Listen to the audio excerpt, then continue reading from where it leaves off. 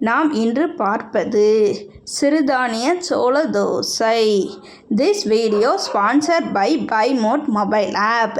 பைமோட் mobile app play ஸ்டோரில் அவைலபிளாக உள்ளது. இந்த ஆப்பை பயன்படுத்தி நமக்கு தேவையான மளிகை பொருட்களை வாங்கிக் கொள்ளலாம். சோள தோசைக்கு தேவையான பொருட்கள்: சோளம், வெள்ளைச்சோளம் 2 கப், அரை கப் உளுந்து, சிறிதளவு வெந்தயம். இது மூன்றையும் சேர்த்து நாம் நன்கு கழுவி எடுத்துக்கொள்ள வேண்டும்.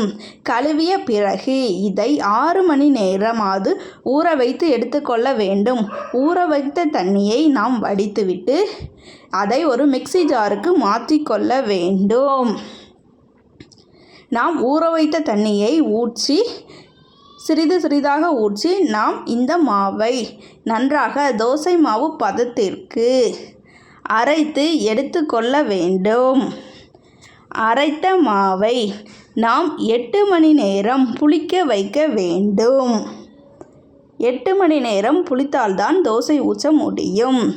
இதற்கு தேவையான கார சட்னி: அதற்கு வெங்காயம் 4, தக்காளி 4, உப்பு தேவையான அளவு,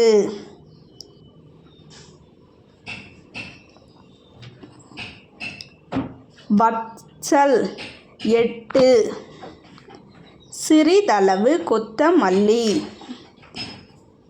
நாம் இப்போது ஒரு அடுப்பை பற்ற வைத்து கொள்ள வேண்டும். அதில் கடாய் வைத்து சிறிதளவு எண்ணெய் ஊற்றி முதலில் வத்தலை போட்டு நன்கு வறுத்து தனியாக எடுத்து வைத்து கொள்ள வேண்டும். அதே எண்ணெயில் நாம் மறுபடியும் வெங்காயத்தை போட்டு நன்கு வதக்க வேண்டும். வெங்காயம் கோல்டன் ப்ரௌனாக வதங்கிய பிறகு நாம் அதில் தக்காளியை சேர்த்து கொள்ள வேண்டும்.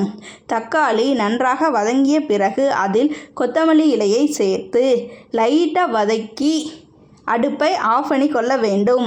இது நன்றாக ஆறிய பிறகு வத்தல், வெங்காயம், தக்காளியை சேர்த்து மிக்ஸி ஜாரில் நன்றாக அரைத்து கொள்ள வேண்டும். இதன் பிறகு அடுப்பில் ஒரு கடாய் வைத்து கடுகு, உளுந்தம்பருப்பு, கருவேப்பிலை போட்டு தாளித்து இந்த சட்னியில் கொட்டி விடலாம். இப்போது நமக்கு தேவையான கார சட்னி கிடைத்தது. இப்போது நாம் புளித்த சோள மாவை ஒரு கல்லில் தோசையாக வார்த்து எடுக்க வேண்டும். அவ்வாறு தோசையாக வார்த்து எடுத்தால் நமக்கு தேவையான சோள தோசை கார சட்னி கிடைத்தது. இவ்வாறு நாம் சிறு குழந்தைகளுக்கு செய்து கொடுத்தால் மிகவும் ஹெல்த்தியாக இருக்கும்.